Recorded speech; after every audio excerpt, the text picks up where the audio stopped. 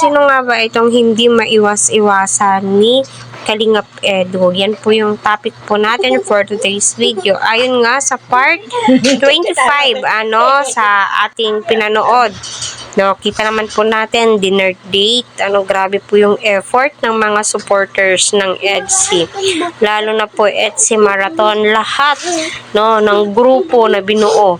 Maraming salamat po sa inyo. Alam naman po natin na very thankful itong si VNC sa lahat ng efforts, lahat ng pinapakita through financial at lahat, Kita naman po natin na super blessed nga po ang Team EDSI, lalong-lalo na po itong si Kalingap Edu.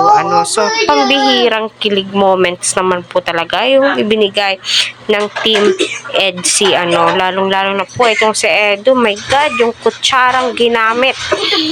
Ay, di ako makamove on sa kutsara, Sinubo niya kay Beyonce and then sa kanya. Yan? Seryosohan na nga po. Totoo, legit. Legit na legit. Kaya, patuloy po natin silang suportahan. Wag po natin skip ang kanilang ads. Suportahan po natin si Kuya Val Santos Matubang kasi may bago po siyang upload. Patungkol nga po ito kay VNC. So, napakaswerte ni VNC at magagamit din niya yun.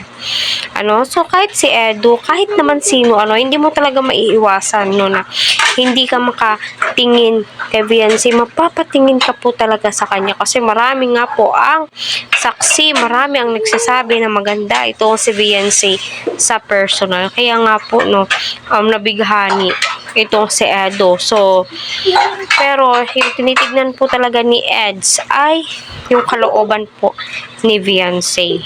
Kita naman po natin, family-oriented, lahat ng katangian ng babae nasa kay VNC na.